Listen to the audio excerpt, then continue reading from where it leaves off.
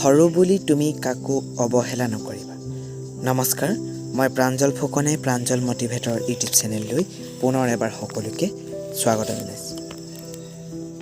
আকৌ আজি আপোনালোকলৈ এষাৰ মহৎ লোকৰ অমৃত বাণী লৈ আহিছোঁ।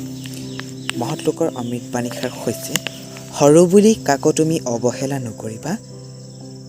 তুমি আজি যাক সৰু বুলি গুৰুত্ব দিয়া নাই, চাবা তেওঁৱেই কোনোবা এদিনা তোমাক এক বিশাল সত্যৰ সন্ধান দিব পাৰে। এই মহান অমৃত বাণীষাৰ কৈছিল মহাকবি গ্ৰেটে।